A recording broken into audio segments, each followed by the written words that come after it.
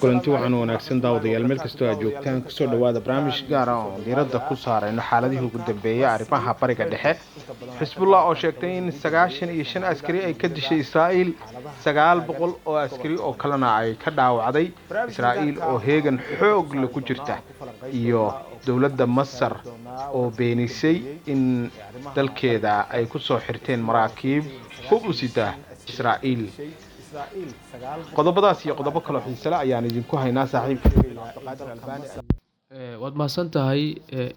mar waliba dhanka bariga dhexe markaanu fiirino Toronto runtii waxaa is dhihi karaa mar walba waxba soo kordhayo, isbedel waaweyn ayaa ka socda.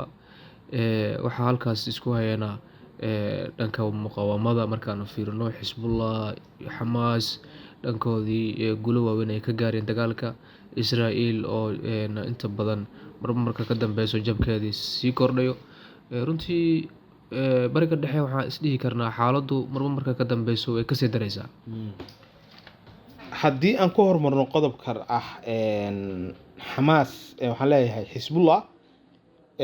haddii aan ku hormarno xisbullah, waxay sheegeen in 95 askari ay dileen, 900 oo askarina ay dhaawaceen, sida iyagu ay warbixintooda kusoo saareen. bal arrintaas waxay warbaahintu ku qortay haddii aad nala wadaagto. waad mahadsan tahay. xamaas ayaa waxay ka hadashay weeraradii ugu dambeeyey ay la galeen Lubnaan tan iyo markii Israa'iil dagaalka dhanka lugta ah ay ku qaadeen dalkaasi Lubnaan oo xadka Lubnaan ka socday.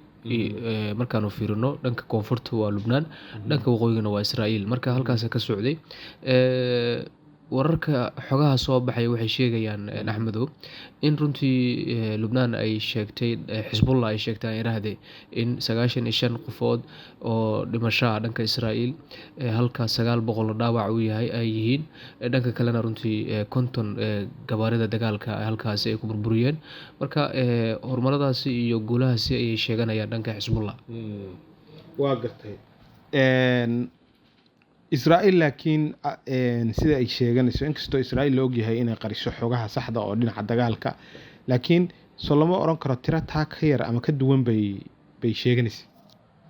aad iyo aad waa is dhihi karaa Israa'iil badanaa khasaaraha soo gaaro inta badan warbaahintu uma sheegto, ma soo bandhigto. khasaaraha way qarisaa. mararka qaarkood xitaa khubaradu waxay la yaabeen Israa'iil keliya ma waxay tiranaysaa saraakiisha lagu dilay miyaa mar walba soo bandhigtaa, ciidanka miyay qarisaa. taa ayaa isweydiinaya. saraakiisha ilan way kooban yihiin dagaalka ka qayb qaadanaya. badanaa marka waxaa la isweydiiyay ma saraakiisha keliya marka dhib soo gaara ayay sheegtaa, ciidanka ma qarisaa? maxaa ka qaldan Israa'iil? sidaa ayay khubaradu inta badan arrimaha ku falanqeynayeen. waa gartay. inkastoo aan dhihi karno arrintan maalmihii ugu dambeysay yuhuuddu waxay dareemayaan xanuun aada u ballaaran, laakiin maxaa lagu qiimeyn karaa warbixinta ay xamaas soo saartay? waa la qiimeyn karaa maxaa yeelay waxaa arrintaasi ku cad waxay tahay warbaahinno waaweyn ayaa inta badan wax ka qora wararka maalinlaha ah, dhacdooyinka halkaasi ka dhacaya. warbaahinta ayaa soo bandhigaysa. mar haddii Israa'iil waxay isku day in badan inay xaqaa'iqda qariso, laakiin ha yeeshee warbaahin u afka dheer adduunka Al Jazeera ayaa inta badan wax qarinaynin. qofkii markaa inta badan wararkaasi doonaya oo dabagura waxaa xisud mudan inay usoo baxeen xaqaa'iqda. xisbullahna iyo ururada kale xamaasna markay ku dhawaaqayaan waxay inta badan usoo bandhigayaan xaqiiqda jirta soo bandhigayaan. maxaa yeelay warbaahinta waa indhaha inta badan bulshada wax ku arkaan, waa dhegaha wax ku maqlaan. halkan waxa ka socdana warbaahinta soo bandhigaysa oo si joogta ah usoo bandhigaysa oo live ay ku jirtaa. marka xaqiiqda Axmedow isma dhihi karno runtii way qarsoon tahay, laakiin Israa'iil waxay isku daydaa inay mar walba qariso. waa tii ku kalifayso in wariyaasha xitaa la dirirto, qaarkood ay xiraan qaarkoodna ay laayaan. qodobka haddaan intaa kaga gudubno, waxaan aadaynaa dhinacaas iyo masaarida. magaalada Alexandria ee dalkaasi Masar waxaa la leeyahay waxaa ku xirtay maraakiib u socotay Israa'iil oo hub iyo waxyaabaha qarxa wada. arrintaas maxay warbaahintu ka qortay? inkasta oo dadka carabta ay si aad ah u hadal haayeen oo baraha bulshada ay ku wadaageen sida maaragtay xoguhu ay warbaahintu qorayso? Warkaasi maanta ayuu soo baxay, runtii weli xogaha waa hordhac, inkastoo Masar ay beenisay warkaasi, ha yeeshee laakiin dhowr warbaahin ayaa wax ka qoraya. Warbaahinadu inkastoo ay ku kala duwan yihiin warbixinada Axmedow ay ka qorayaan. Markaanu fiirino Al Jazeera oo kale, warbaahinada kale runtii dhexdhexaadka ah, ugu afka dheer oo xaqaa'iqda soo bandhigayaan. Markaanu fiirino wararkaasi waa warar jira runtii la qaadan karo, maxaa yeelay tuhumo hore ayaa jiray runtii Masar laga qabay. Maxaa yeelay waxaan ogsoonahay aad iyo aad waxaan ogsoonahay in Falastiin xuduudda ay ka xirteen oo magaalada Rafax iyo Siinaa inta u dhexeyso ay ka xirteen, runtiina ay gacan bidixeeyeen Falastiin. Taa ayaa markaa runtii tuhumadaas ayaa soo baxayaan, waayadii hore markaa tuhumahaas way jireen. Midkan maadaama uu soo baxayna haddii xaqiiq uu noqdo, waxaa sud mudan in Masar ay aad u ceeb ay dhex fadhiso.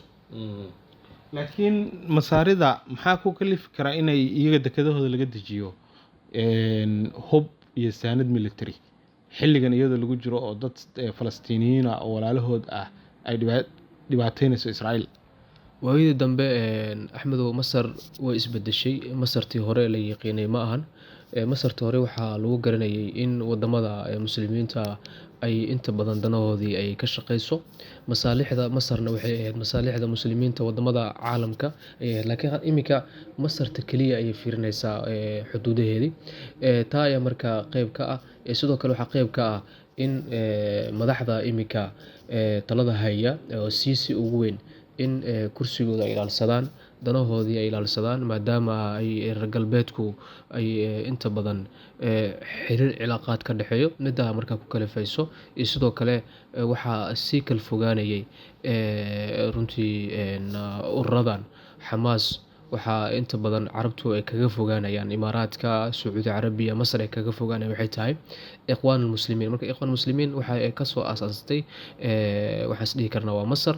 Marka xukuumadda iminka haysa Ikhwaan Muslimiin ma arki karto, way la diriraysaa. Midaa marka waxay cabsi ka qabtaa in mar kale Ikhwaan Muslimiin ay xoogeystaan oo ay dib ugu soo laabtaan, Masar ugu soo laabtaan. Kadibna ururada banaanka jirana runtii ay taageeraan oo gobolka oo idil dib loo soo nooleeyo runtii xaqaa'iqda hore ay ka jirtay. Midaa ay markaa Masar ku kalifaysaa in runtii wax waliba oo ururada kale ee banaanka jiro oo runtii dhibaya inay iyada soo dhibeysato. waa tahay qodobka ugu dambeeya ayaan gaarnay oo aan barnaamijkeena kusoo khatimayno. Israa'iil heegan bay gashay baa layidhi. Maraykankuna wuxuu ku wargeliyey sirdoonka Maraykanka in ay heegan galaan, Iiraanna ay kasoo weerari doonto dhulka Ciraaq. Maxaa marka dad badan waxay isweydiinayaan maxay Iiraan ku dooratay inay Ciraaq gudaheeda kasoo weerarto oo gudaha Iiraan ay uga soo weerari weysay sida awalba ay u samayn jirtay? Waxaan ogsoonahay Israa'iil markaanu fiirino hadafkeeda weyn, damaca weyn oo maalmahan ay ka dhawaajisay in runtii Israa'iil weyn ay rabto inay ka hirgeliso bariga dhexe ilaa iyo magaalada Madiina oo istiraatiiji ah, muslimiinta istiraatiiji u ah magaalada nebiga ay xadka ay sheegtay. Markaan usoo laabano su-aasha aad i weydiisay, runtii Iiraanna waxa aan ogsoonahay in gobolka ay kusii fidayso. Ciraaq marka juqraafi ah markaan fiirino istiraatiiji ayuu yahay Axmedow Iiraan inay halkaasi ay ka weerarto Israa'iil waxaa ka muhiimsan in Ciraaq dhankeedii kaga weerarto. Maxaa yeelay juqraafi ahaan waxaa u dhow Israa'iil iyo Ciraaq way isku dhow yihiin. Marka waxaa xusid mudan inay runtii dhanka istiraatiiji ahaan ay u dejinayso way ku ballaaran tahay. Xitaa waxaa xusid mudan Xisbullah inay ka saameyn badan yihiin qolada kale u dhow xulafada Ciraaq jooga, inay ka saameyn badan yihiin. Halka laga dilay Qaasim Suleymaani waa la soconaa oo ugu muhiimsanaa Iiraan wuxuu ahaa Ciraaq uu ahaa. Marka runtii Ciraaq way ku xoogan yihiin nimankan Shiicada Iiraan. Waxaa isleeyahay marka way dooratay oo waxay leedahay dharbaxyadii hore u geysanayseen midaan ha ka kululaato. Sidaa marka isdhihi karaa runtii in Iiraan ay u dooratay Ciraaq inay kaga weerarto Israa'iil. Waan arki doonaa dharbaxyada dhinacyada markaas ay okaan doonto. Laakiin markaan Iran way fikiraysaa oo tallaabooyinka ay qaadi lahayd way ka fikiraysaa, maadaama in badan la xanuujiyey oo hogaamiyaal waaweyn laga dilay gobolka u qaabilsanaa, xitaa gudaha Iran dhibaatooyin laga geystay. Marka Iran markaan tallaabooyinkeedii way ka fiirsanaysaa. marka weeraradii iyadu ay geysan lahayd waxay u soo raraysaa baad leedahay xuutiyiinta iyo iska caabinta Ciraaq joogta iyo Xisbullah iyo kuwa garabyadeeda kale ay usoo maaragtay bay usoo raraysaa baad leedahay. Aad iyo aad way usoo raraysaa, maadaama xuutiyiinta iyo ururada kaleba ayaga hoos tagayaan. Marka waxay is leedahay halkaasaa ka muhiimsan halkii idinka aad ka weerar lahaydeen Iran. Marka yacni waxaa laga yaabaa inay u fikirtay booska hadda Mareykanka jooga inay iyada isgeysay ayaa laga yaabaa. Runtii wixii oo taageero ah daaha gadaashiisa inay ka maamusho, dagaal qabow inay gasho, in yacni gobollada kale ay ka weerarto. Waxay rabtaa in awooddeedii inay fidiso. aad waa mahadsan tahay.